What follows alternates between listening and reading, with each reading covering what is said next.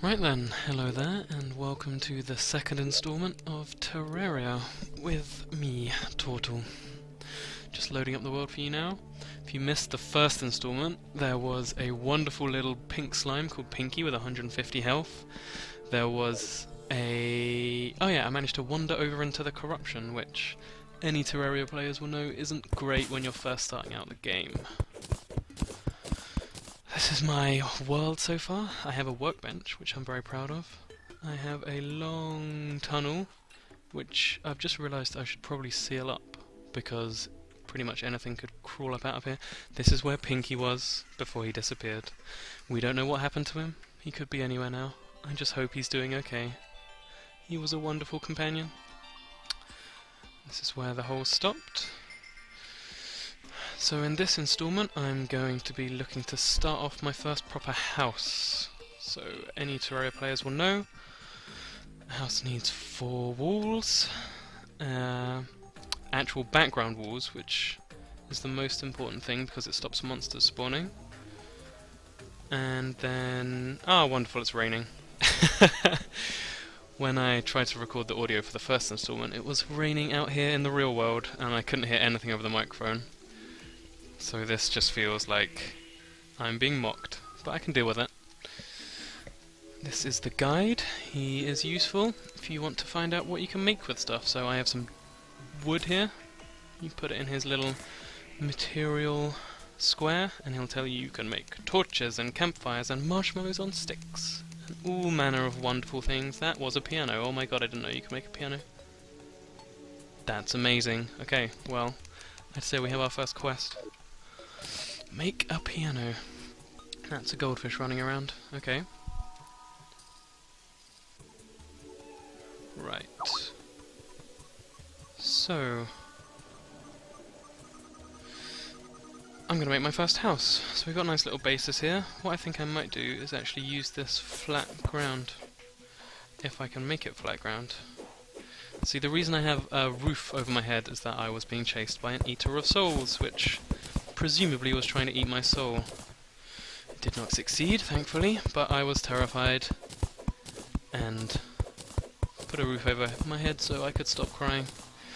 Right then, so we'll get rid of this, because who wants to live under dirt and rock in this modern day and age? That doesn't take too long. I can use my copper pickaxe, my normal copper pickaxe. I was very proud when I first started.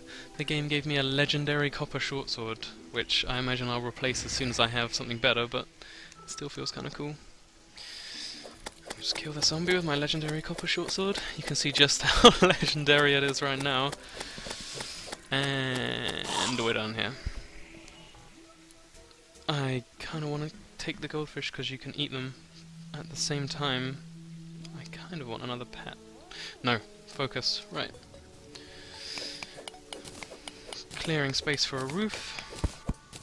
So the thing when you're building a house to remember is that it's got to be a pretty good size if you want NPCs to show up. An example of an NPC would be the guide here, Daniel.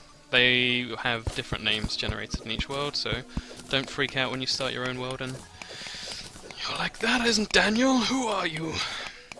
But essentially you need a room for each NPC. If you make a room and meet some certain requirements, then certain NPCs will show up and live in your house with you. You can buy things from them, you can sell things to them. They're pretty much just all around useful. To remove walls, because nobody wants their house to have dirt walls. It's not often you go around someone's house and see dirt walls. You need a hammer. A wooden hammer will do fine, even if it's going to be horrendously slow at removing dirt walls. Oh god, sorry goldfish. Okay, I'm being swarmed by goldfish. I'm going to make a goldfish enclosure. Go down. 1, 2. No! Okay, we have a runaway from the goldfish enclosure. We'll just have to stick... okay, he's freaking out. He clearly doesn't like the goldfish enclosure. I shall free you. I am the goldfish saviour. There you go. I just realised they probably are like that because it's raining. That took me way too long to get.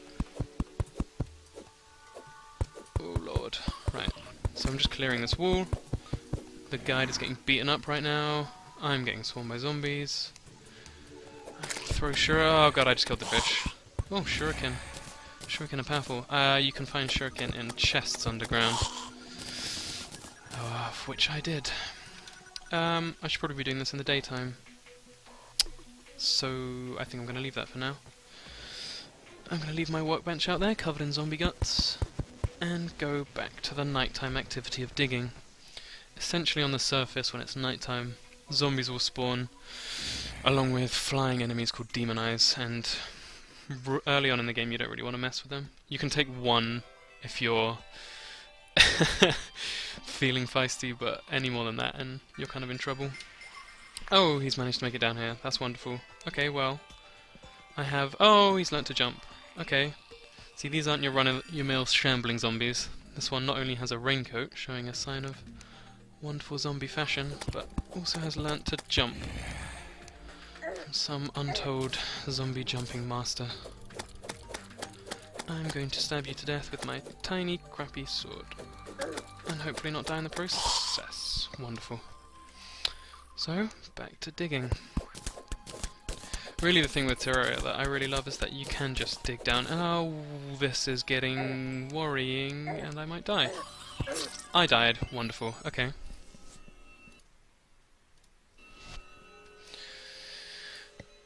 Luckily I only have it on softcore mode, because in this world I just want to show you guys how to build things, how to dig, all the basics. I don't really want to be worrying about having to find a new set of items each time. Essentially there are 3 settings when you first make a character. There's softcore mode, where you only lose half, about half anyway, of your money when you die. There's medium core, where you drop your items. You can go and pick them up again, but obviously if you're in a remote place that's going to be difficult to locate.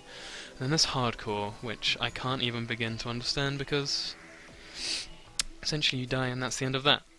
You could make all the wonderful things you like, have as much as you want for your character, all these great things that you've amassed over time, and then you get jumped by a fool, or you go AFK and forget to log out, and you're done.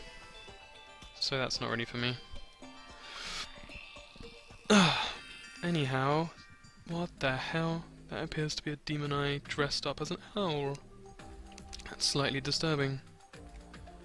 Let's see if I can fail to throw anything at it. Okay, well, it seems to be stuck anyway, so we're just going to leave that for now. Dig for ore.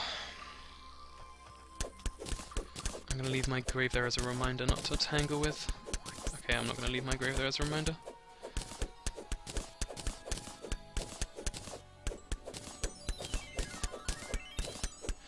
So yeah, as I was saying, essentially you can just dig down anywhere, and the chances of finding ore or gems or holy crap, I am head up to here with zombies.